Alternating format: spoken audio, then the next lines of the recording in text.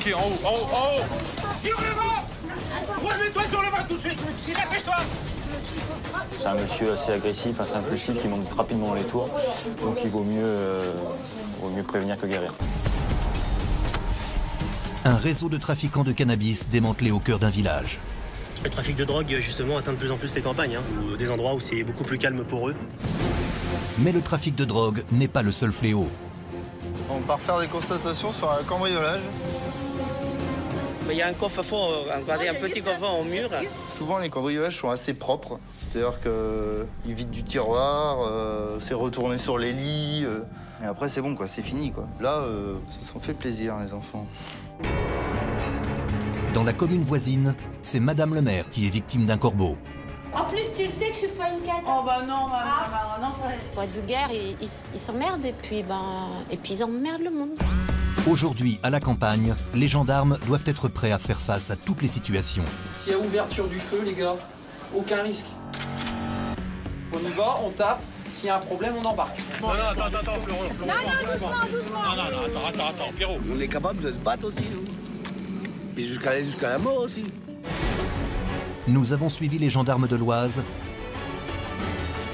le chef Johan, l'adjudant de Cagny et le gendarme Gaylor.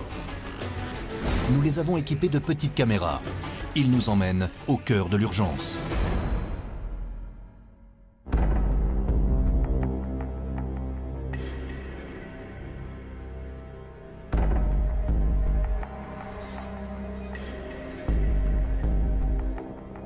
Là, vous partez sur quoi?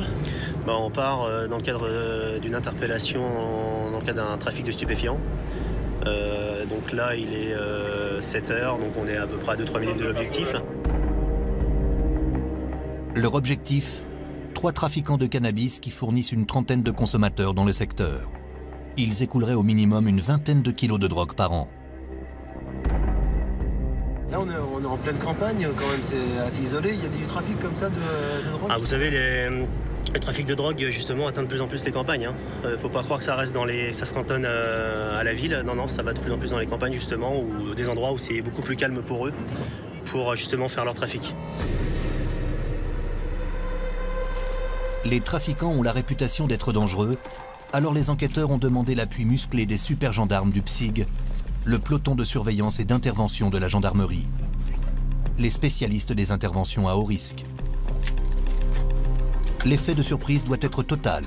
Il faut cueillir les trafiquants au saut du lit et les empêcher de se débarrasser de la drogue.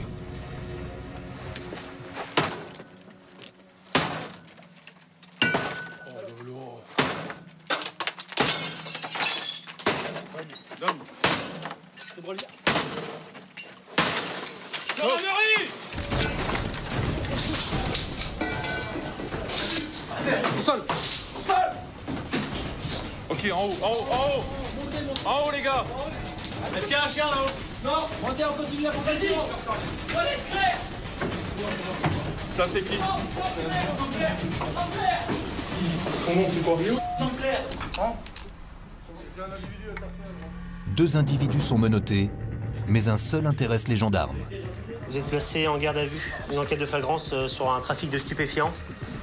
Donc vous avez le droit de prévenir un membre de votre famille ou votre employeur. La personne qui est là, c'était l'objectif pour vous? L'objectif, oui, c'est bien lui. Maintenant, avant de repartir, bien sûr, on va procéder à la perquisition. Jerry, le Springer anglais, n'est pas un chien de combat, mais un chasseur de drogue. Est-ce que vous avez des produits stupéfiants à votre domicile, monsieur? Oui, un petit peu. Un petit peu? C'est quoi comme produit? Cannabis? Ok.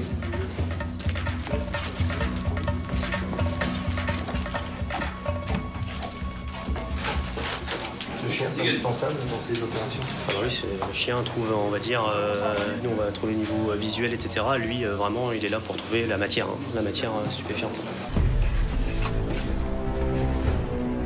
Rien dans l'appartement, mais c'est dehors, dans le jardinet, que Jerry attire son maître. C'est bien. C'est très très bien.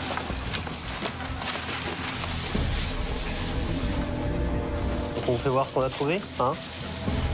Son flair ne l'a pas trompé. Plusieurs savonnettes de résine de cannabis qui représentent 7 000 € à la revente. Combien? Là, franchement, presque 1 kilo, je pense. Hein. Je pense. Hein. Facile. Ouais. Là, c'est clairement pas pour une consommation personnelle, quoi. Donc ça, on en parlera plus tard avec la personne. Mais vu le conditionnement, etc., de la résine, c'est quand même sympa, quoi. C'est sympa. Sympa. Voilà, j'ai le sourire. Il est 7h15. À quelques kilomètres de Méru, les gendarmes s'apprêtent à interpeller les 2 autres membres du réseau. D'abord, ils se rendent au domicile d'un couple. L'homme est susceptible d'être armé.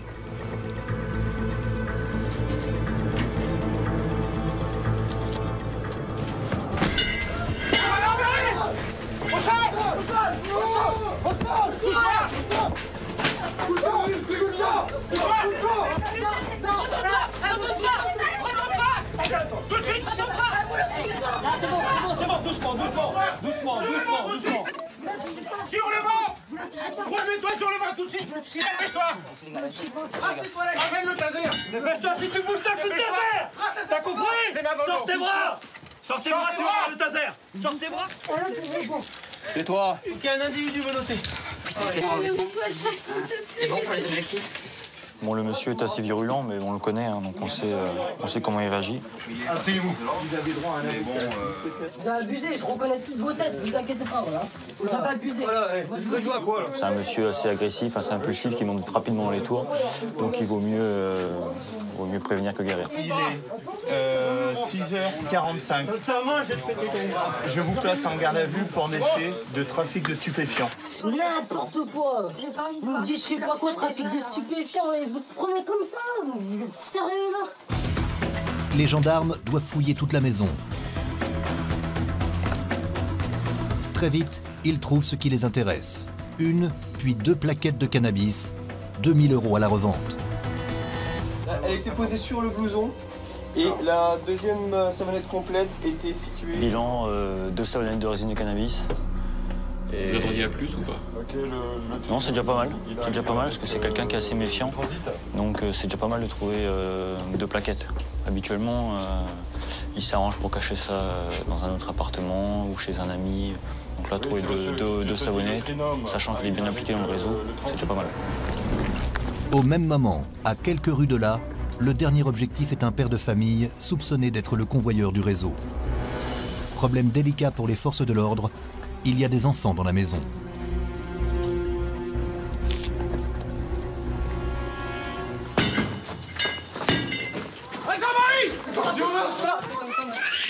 C'est comme ça. Vous n'avez pas le droit de faire ça. Vous n'avez pas le droit. C'est pas vrai. C'est des gendarmes ou quoi, là?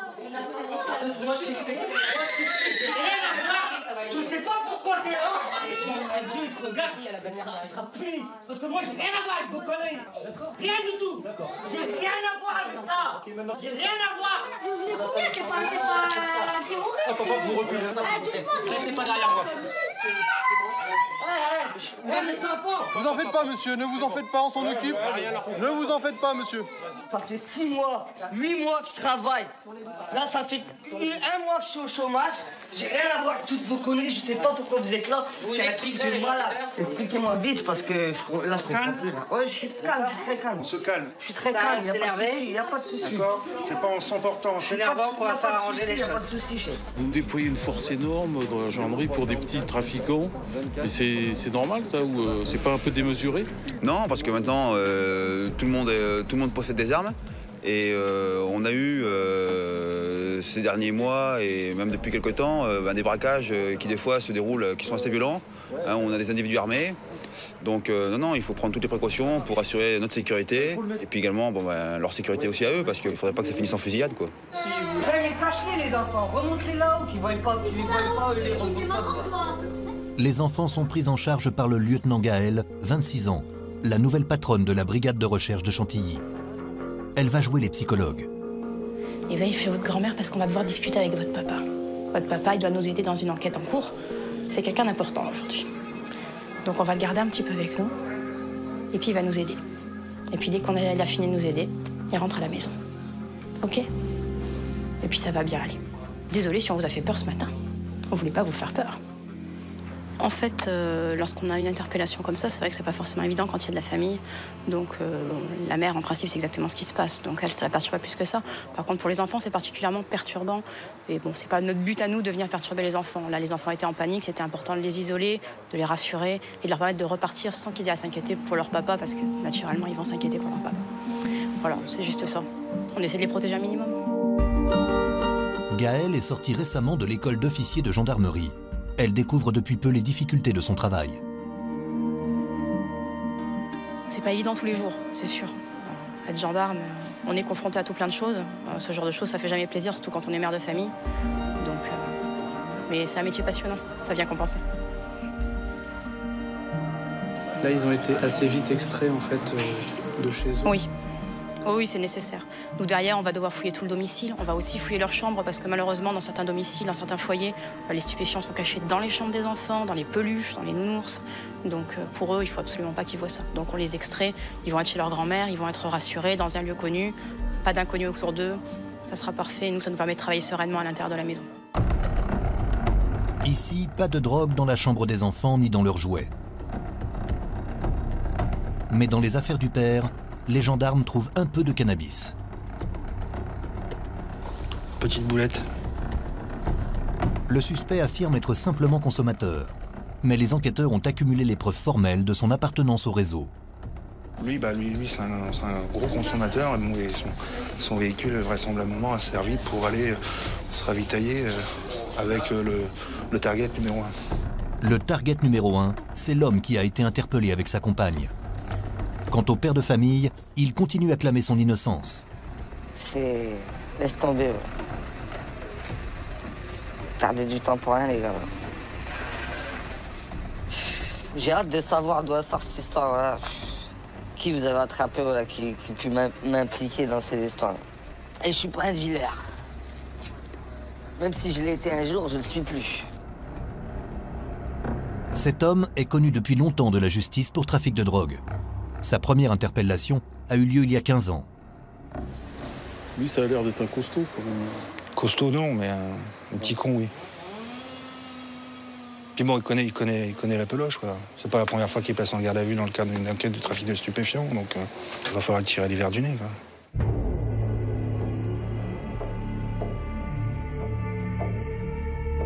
Le suspect risque gros, car la justice ne plaisante pas avec les trafiquants, surtout lorsqu'ils sont récidivistes. Là, vous avez quand même un peu peur de retrouver... Moi, peur? Jamais. J'ai peur que de Dieu, moi, monsieur. Que de Dieu. Le reste, j'ai pas peur. Non, mais la prison, c'est quand même... J'ai pas peur de la prison, c'est la maison, monsieur. C'est la maison, pareil. Et vous êtes un habitué? Non, c'est pas question d'habitué, c'est que ça n'a jamais tué personne d'aller en prison. Nous sommes à l'état-major de la gendarmerie de Chantilly. Le père de famille va être auditionné avec les 2 autres suspects. En matière de stupéfiants, les gardes à vue peuvent durer 96 heures. L'homme interpellé avec sa fiancée est entendu en premier. Des éléments qu'on a, cet individu serait la tête d'un petit réseau qu'il a mis en place dans nos campagnes, et en l'occurrence dans la campagne de notre secteur. C'est souvent des barrettes de 10 euros, 20 euros qu'il vend, et c'est un petit commerce qui marche bien. Bon, c'est pas un énorme trafic, mais c'est un trafic qui fait quand même mal sur notre secteur. Son système de défense est simple. Il aurait trouvé les 2 plaquettes de cannabis dans la rue. Donc ça, c'est les 2 pains que vous avez trouvés. Et vous avez fait comment en marchant pour tomber sur les plaquettes? Le hasard? Une grosse coïncidence. Vous êtes chanceux quand même, non? Bah, je sais pas, tomber comme ça sur 2 plaquettes quand on est consommateur de stupéfiants, c'est intéressant. L'homme n'en dira pas plus. Maintenant, c'est au tour du père de famille de donner sa version des faits. Chez lui, les gendarmes n'avaient retrouvé que des boulettes. Putain, faut qu'on... essaie de comprendre que c'est dans ton intérêt. Dès que je vends des 10 kilos par mois, et foutez-moi au ballon, arrêtez de me J'ai jamais dit ça. Ce qu'on veut, d'accord, c'est que tu reconnais ta participation dans le cadre de cette enquête. Participation de quoi? Je suis un simple consommateur. Mais là, attends, c'est pas fini. C'est l'histoire de gamin, ça me fait rire. Ouais, c'est pas une histoire de gamin. On est quand même dans un trafic de stupéfiants. L'ampleur du trafic, tout ça, je sais rien et je veux rien savoir.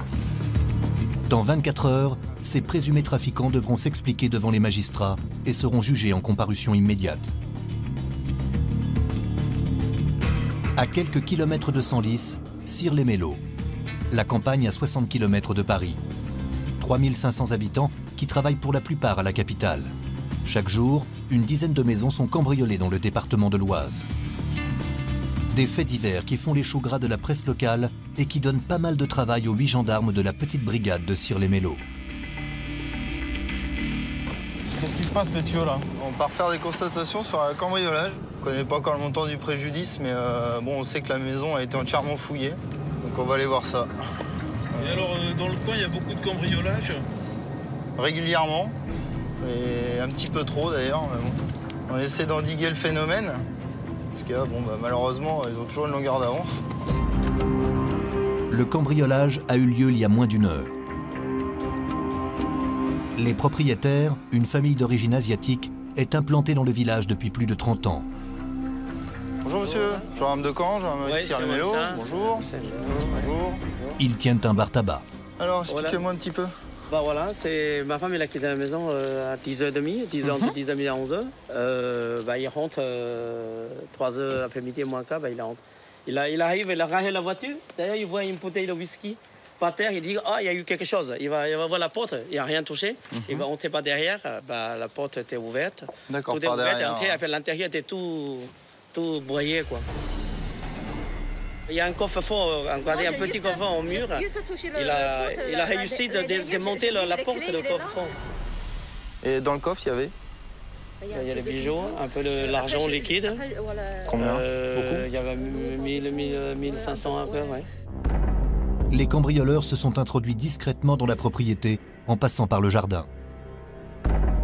Bah, madame, elle a entendu à la midi. Ouais. Vous avez entendu taper? Vous avez entendu taper quoi? Comme des grands coups, comme ça. D'accord. Mais bon, ça n'a pas duré non plus longtemps. Pas longtemps. Mais je suis sortie, je suis allée voir au puits, j'ai rien vu. Je suis venue jusque-là. Moi, j'ai vu ça que de ma fenêtre, comme ça.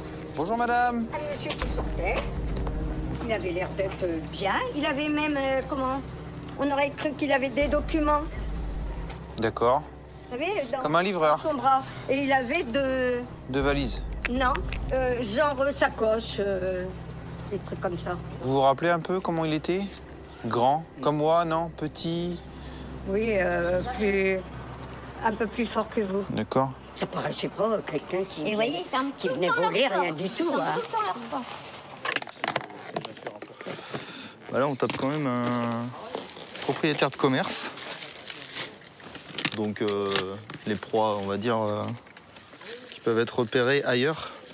Parce que bon, forcément, il y a les recettes de magasins, il peut y avoir beaucoup de choses. Donc forcément de la valeur, parce que bon, une recette de magasin, surtout un bar tabac, ça brasse quand même pas mal. Monsieur, et même à côté du whisky, il y a deux clés. Je sais pas, ça vient de où? Il y a deux autres clés. Des clés? Oui. Parce que nous, on n'a même pas le coffre. Ah, ça c'est clé. Ça, c'est les clés. Ça, c'est les clés dans le coffre. Dans le coffre-fort, normalement. D'accord. De celui de tabac. D'accord. Nous, il y a une sur nous. Venez me voir un peu. Venez me voir un peu. Pourquoi? On peut remarquer qu'il y a un petit poil là sur le dessus de la clé là. Donc on peut peut-être penser que ce sera un des auteurs qui l'aurait perdu en prenant les clés. Dis-moi que tu as une toute petite enveloppe pour que je puisse mettre ça. Une pièce à conviction qui va être analysée au laboratoire de la gendarmerie. Ça nous fait peur quand même, tout ça. Là. Je sais pas qu'est-ce qu'on fait là, maintenant. C'est le 10 ans, 3 fois. Ça va. C'est... je sais pas. Gaylor examine la maison à la recherche du moindre indice. On a vraiment l'impression qu'ils cherchaient derrière l'immeuble, quoi. Même le buffet de la salle, ils sont allés voir derrière. Donc là, on sait pourquoi ils sont venus. Hein. Ils sont vraiment venus pour chercher le coffre. On voit que les mecs, ils connaissent quand même, parce qu'ils ont des automatismes. Enfin, ils vont voir des endroits... Je veux dire, leur regard sous la baignoire, c'est pas souvent. Ils sont même allés jusqu'à regarder sous le meuble de cuisine, quoi. C'est quand même très fort. Souvent, les cambriolages sont assez propres. C'est-à-dire qu'ils vident du tiroir, c'est retourné sur les lits. Et après, c'est bon, quoi. C'est fini, quoi. Que là, ils se sont fait plaisir, les enfants. C'est impressionnant, quoi. Après, on essaie de se mettre un petit peu aussi à leur place en disant qu'est-ce que j'aurais pu faire, où est-ce que j'aurais posé la main, comment j'aurais ouvert telle chose ou telle chose. Alors, est-ce qu'ils avaient des gants ou pas? Il y a des traces, effectivement, qui pourraient nous laisser penser que. C'est vrai que quand on voit des traces comme ça, là, ça, c'est pas une trace de doigt, quoi. Bon, maintenant, ils étaient 3. Est-ce qu'à un moment ou à un autre, il y en a pas un qui a enlevé ses gants pour chercher un truc dans sa poche, avec le gant, ça le gênait, il a oublié de le remettre, et puis voilà. C'est pas parce qu'au début, ils avaient les gants qu'à la fin, ils les avaient toujours, quoi. Sur le frigo, une empreinte exploitable. Donc là, vous avez fait un beau prélèvement? Oui, il ressemble à quelque chose, effectivement. Il peut être valable. Maintenant, voir si c'est pas une victime. Dans la chambre des parents, le coffre-fort où ils cachaient leurs économies. On voit qu'ils sont bien acharnés quand même. Quand on voit le dégât autour du coffre, ça se fait pas en 3 minutes, quoi. Dans le coffre, il y avait 1500 € en liquide, mais aussi des montres de marque et les bijoux de la propriétaire. Je suis en train de me poser la question avec quel genre d'outils ils l'ont attaqué.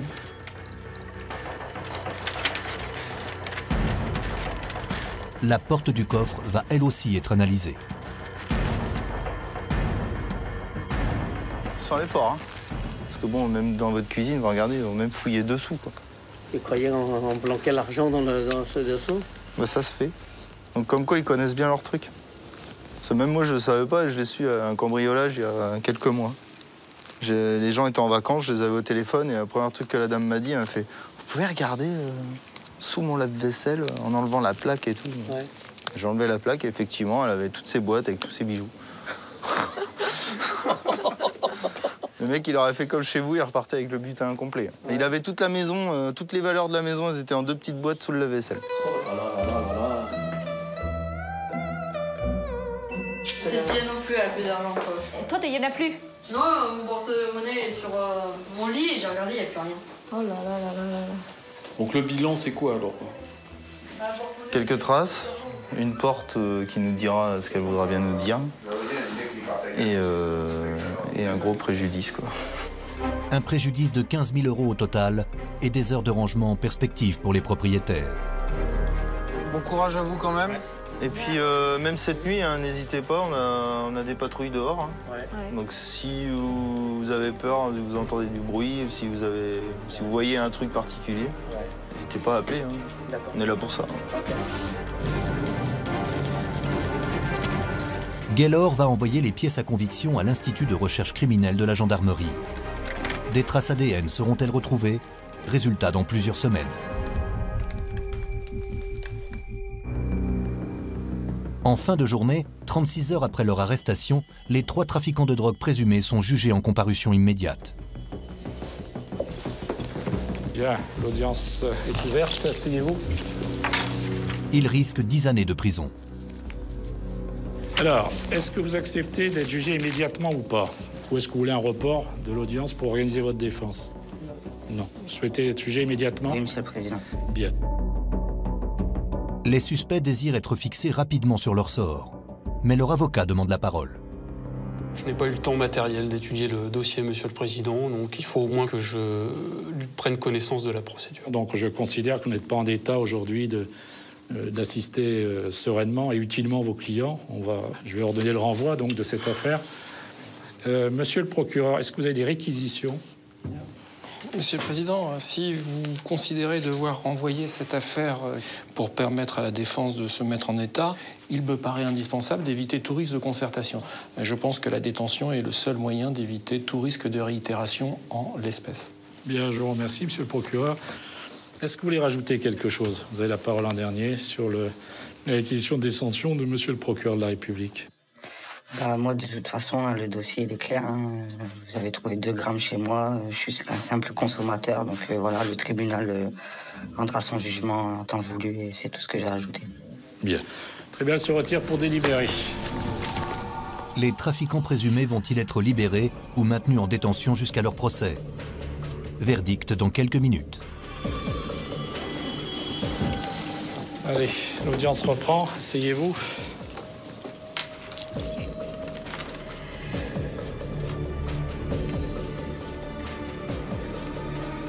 Après en avoir délibéré, donc, sur la détention, vous avez tous les 3 maintenus en détention. Donc on se retrouve le 4 janvier 2012 à 14 h ici. Donc l'audience est levée. Bonne fête tout le monde. Les 3 hommes passeront Noël derrière les barreaux.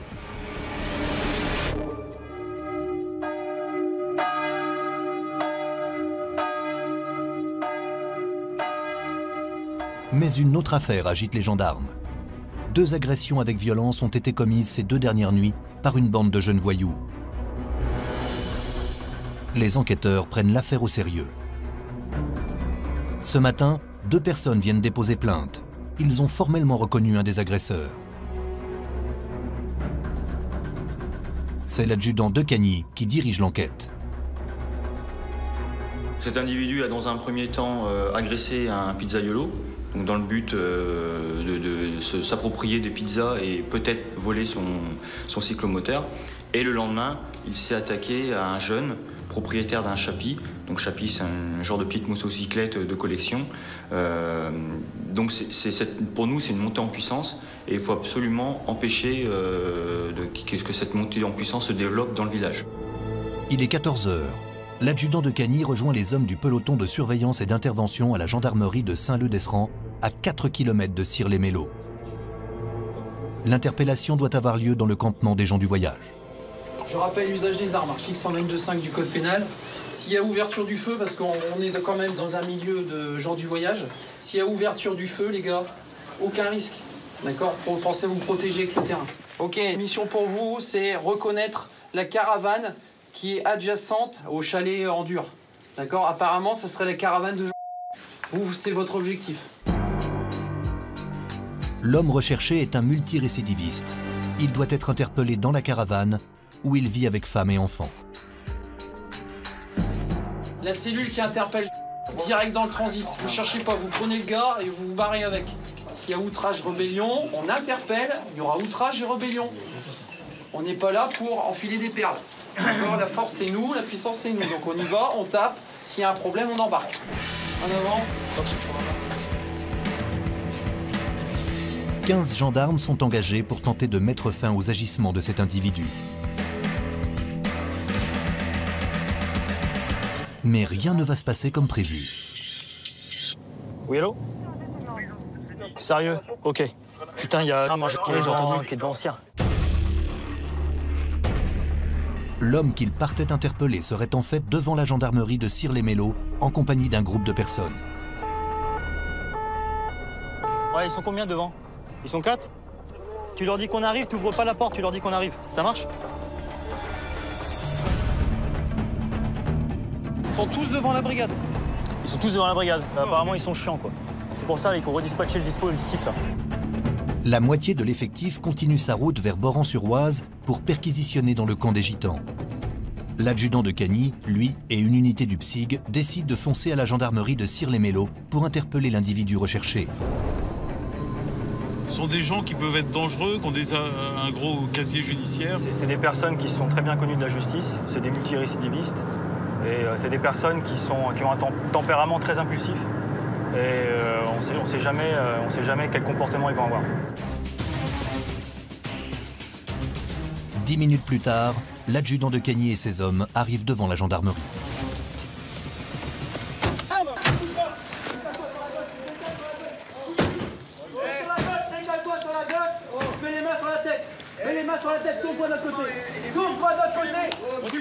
Reculez.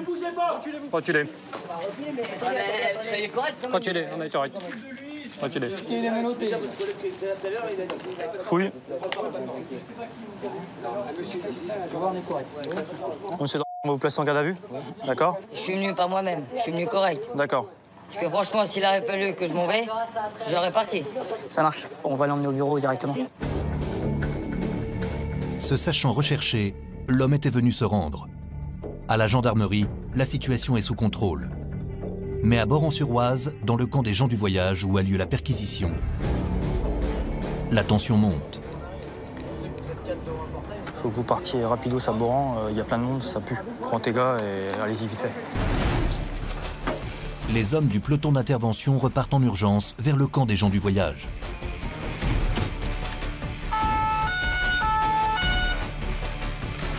Ouais, je t'écoute. Je pars de Cire-les-Mélos. Dans 10 minutes, on est là, 10 minutes.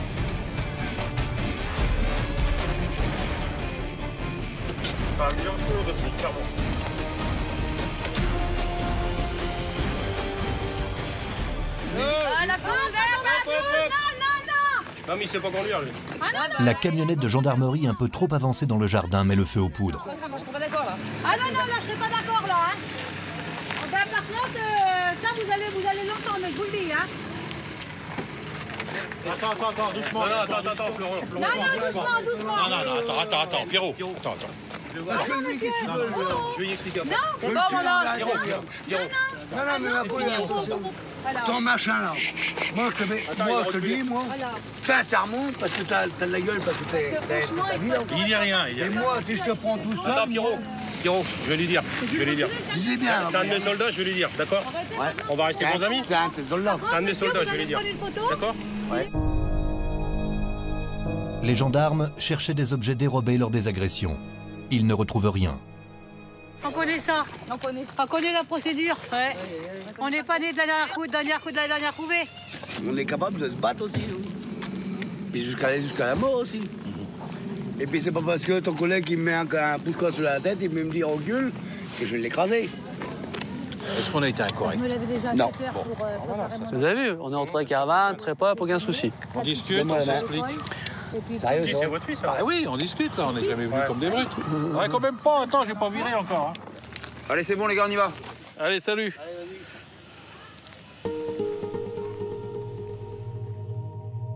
Retour à Cire-les-Mélos. L'auteur présumé des agressions, interpellé devant la gendarmerie, est placé en garde à vue.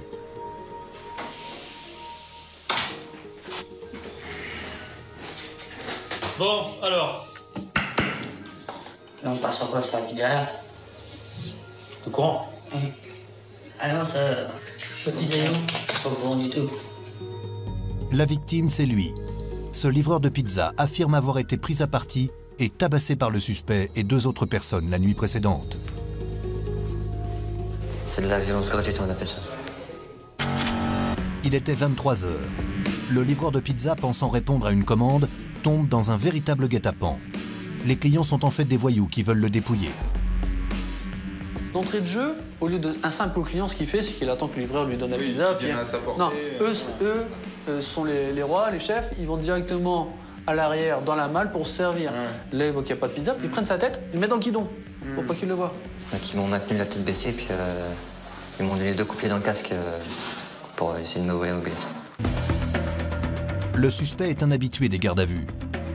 L'adjudant de Cagny sait que ses aveux ne vont pas être faciles à obtenir. Alors, question. Alors, qu'avez-vous fait jeudi? Je sais plus. Là, faut vous souvenir. Bah, faut vous souvenir, j'essaye. Vous voulez que je vous dise quoi? J'ai vu quoi? Ma famille, oui, ma femme, mon gosse, ma mère, mon père, ma grand-mère. Vous avez regardé quoi à la télé, je sais pas? Ah là, c'est bon, ça... Vous avez mangé quoi jeudi midi? Je sais plus. Vous avez mangé quoi vendredi midi? Je sais plus. Vous avez mangé quoi samedi midi?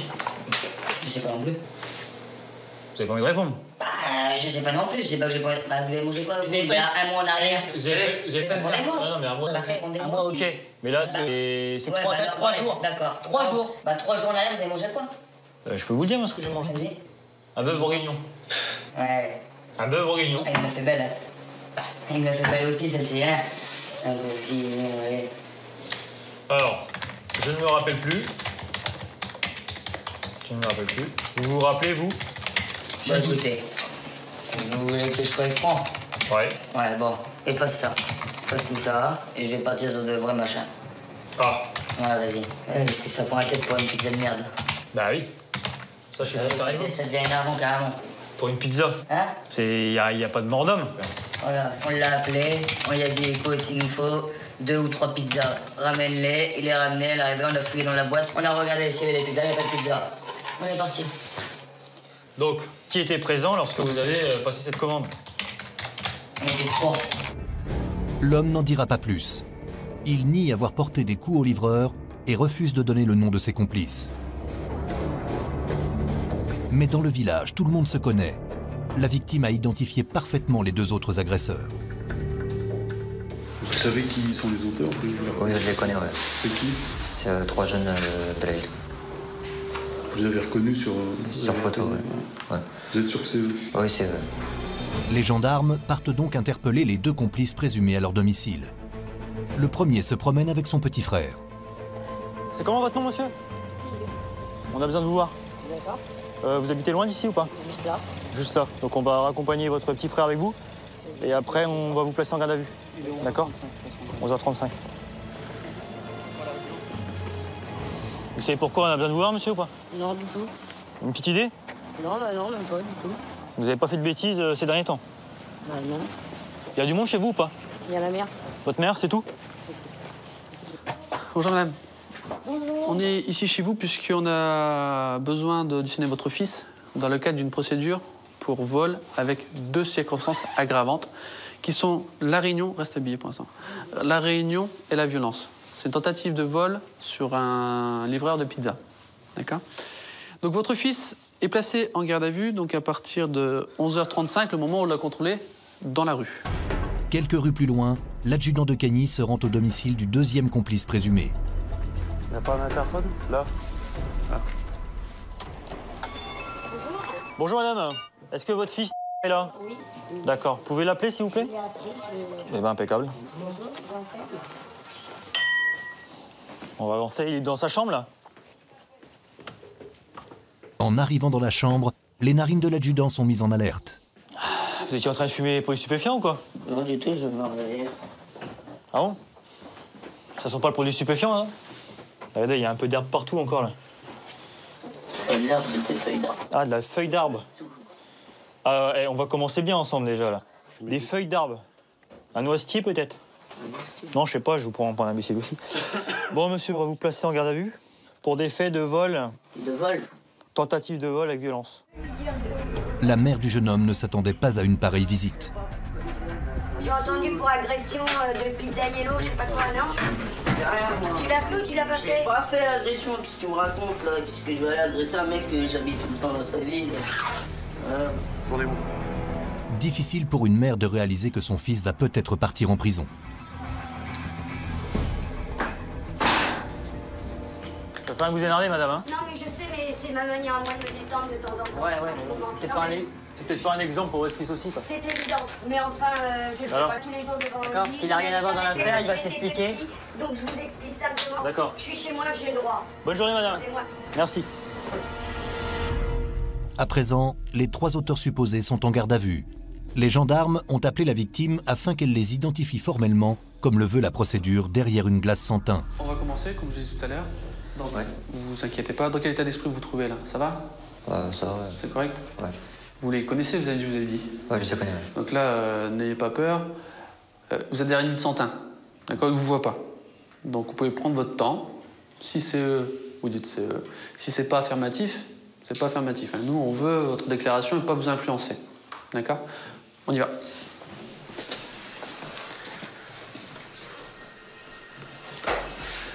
Alors voilà le premier individu. Je vous donne pas son nom. C'est à vous de me dire si vous le reconnaissez comme étant présent sur le lieu des faits.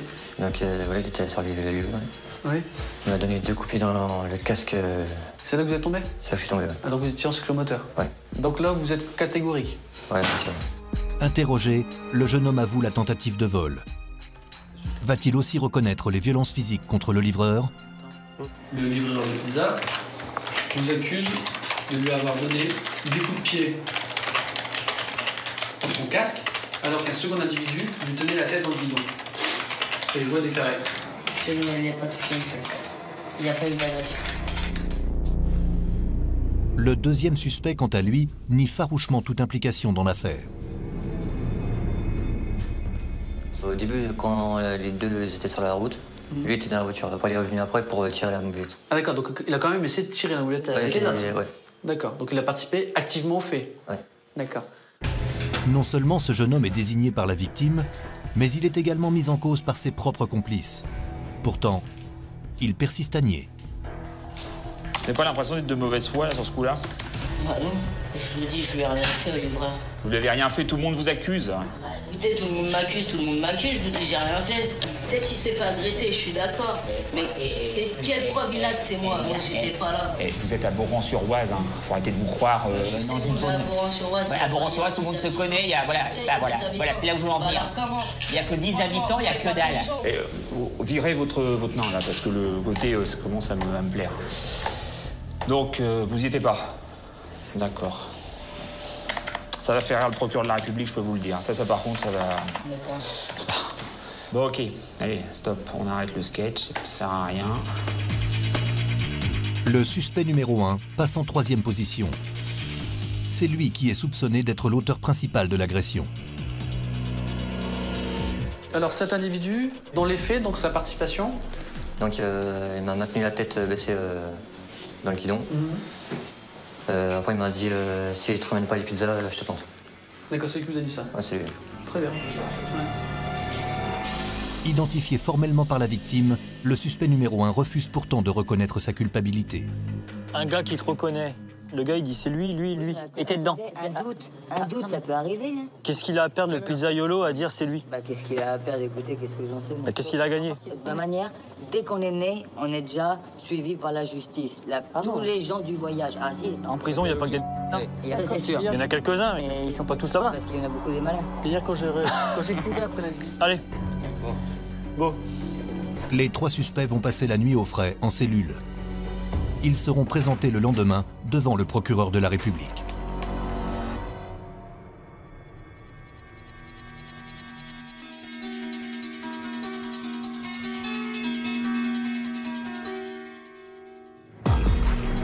Ce matin, l'adjudant de Cagny est en patrouille. 02. Ah, c'est Sia. Ouais, sur écoute, transmettez. Oui, de potentiel, j'aurais besoin que tu te rendes sur la commune de Balagny-sur-Terrain. Balagny-sur-Terrain. Les dégradations par inscription ont été commises sur place. Ouais, de Charlie Bravo, Saint-Mélo, c'est bien reçu, on se transporte sur les lieux.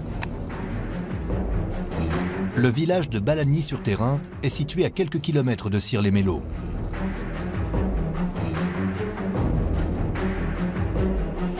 C'est le début du week-end. La plupart des habitants sont encore à la maison.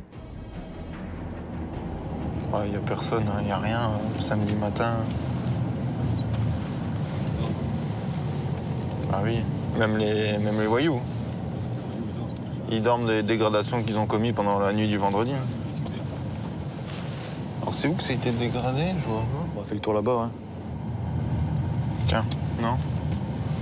L'UMP, ah ouais, voilà, c'est ça. Ouais. Rémar. Salope, c'est marqué. Ouais. On va prendre directement attache avec la mairie ou on constate déjà?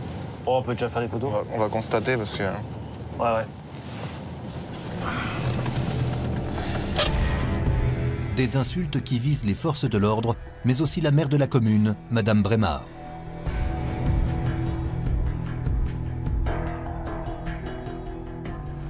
Monsieur le maire adjoint, bonjour. Bonjour.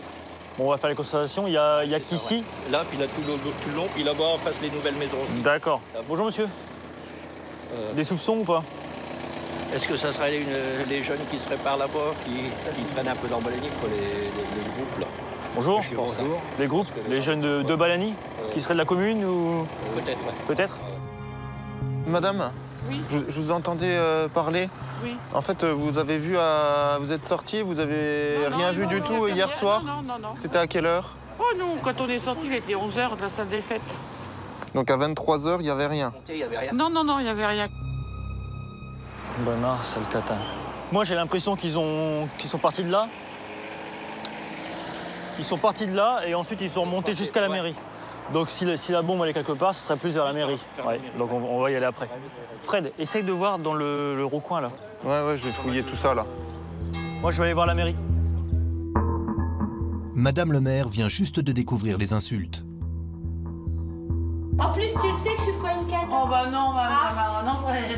On se permettrait pas. Ah non, mais là, non, en connaissant la famille. Bon, ils connaissent, non, ça, il n'y a pas plus famille que ma maman, je crois. Non, mais nous, par rapport au tag, on se pose la question si c'est vraiment des jeunes. Parce que monsieur Verhofstadt, lui, a l'air certain qu'il s'agit de jeunes de la commune. Nous, on a des doutes dans le sens où nique la police, bon, ça peut être des jeunes, mais et l'UMP. Enfin, les jeunes, ils disent pas et l'UMP. Et après, le terme sale catin, c'est pareil, c'est pas un terme Moi, je pense pas que de ce soit jeunes. des jeunes. Oui. Donc voilà. Ma question est simple. Est-ce que vous avez des soupçons, des suspicions sur parce que là, apparemment, vous êtes vraiment visé, Ah oui, visé et Non, l'UMP moi, également, mais. J'ai pas.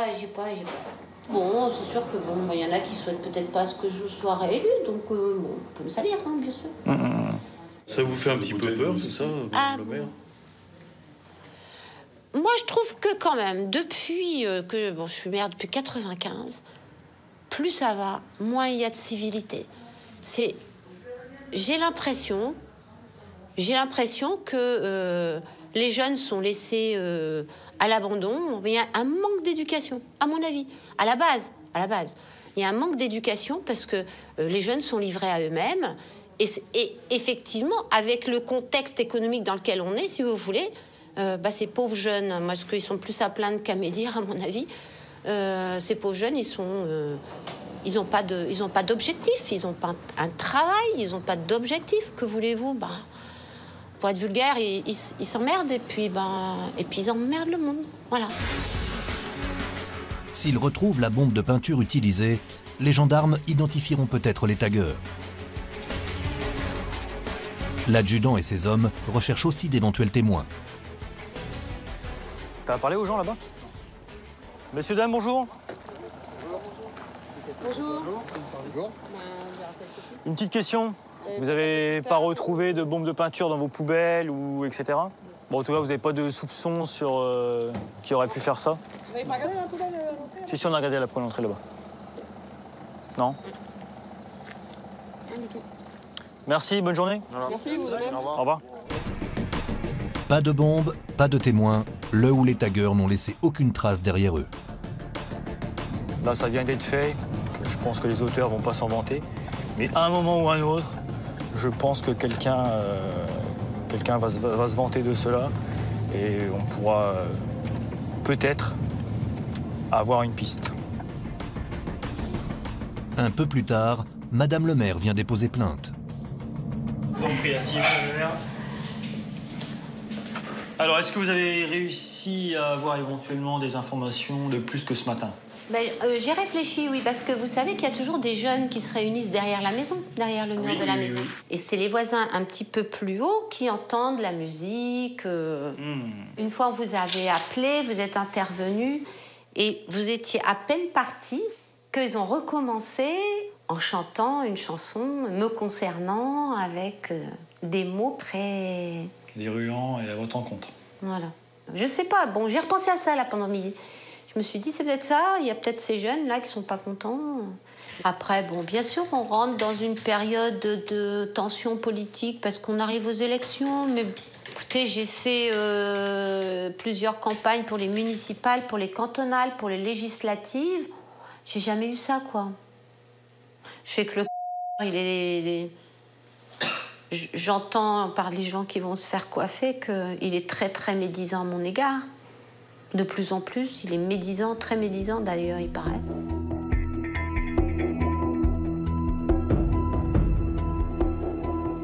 Ouais, c'est méchant, mon mari, il est pas content. Dire ça de toi, il m'a dit ça franchement, il est vraiment très touché et ça l'attriste beaucoup. Bah écoutez, en tout cas, on va tout faire pour essayer de retrouver l'auteur de ces méfaits. Ah oui. D'accord.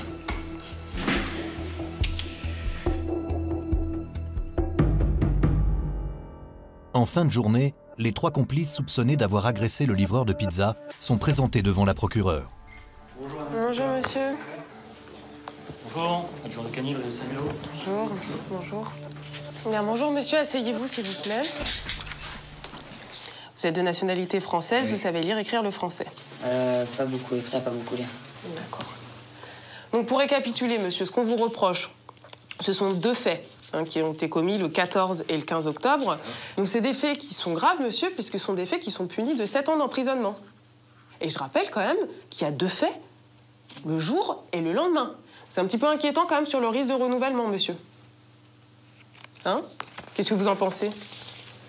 Bah, juste que... Voilà, j'ai un enfant, j'ai une femme. Oui, mais alors ça, monsieur, le fait que vous ayez une famille, ça n'a pas de rapport avec ce qu'on vous reproche. Je regrette maintenant, je regrette. Vous auriez pu regretter dès la première fois? Bah oui. Mais ça n'a pas été le cas. Ah si, après j'ai regretté, mais... Mais vous avez recommencé. Bien, monsieur, alors pour ces faits, vous allez être jugé devant le tribunal correctionnel. C'est quand même dans votre intérêt de vous présenter. Il n'y a pas de souci, je me présenterai, il n'y a pas de souci. Voilà, monsieur, nous avons terminé, vous êtes libre. Au revoir, madame. Au revoir, monsieur.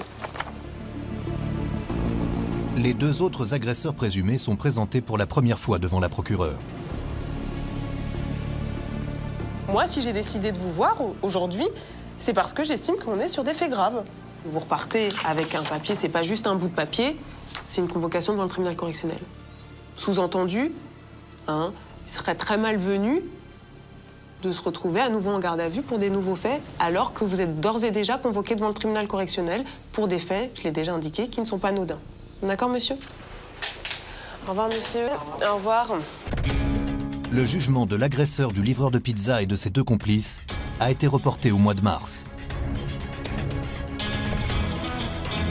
À Balagny-sur-Thérain, les taggeurs n'ont toujours pas été retrouvés. Les victimes du cambriolage se sont équipées d'une alarme. Ils attendent les résultats de l'enquête de gendarmerie. Quant aux 3 individus interpellés pour trafic de cannabis, ils ont été condamnés à des peines allant de 3 mois à 1 an de prison ferme.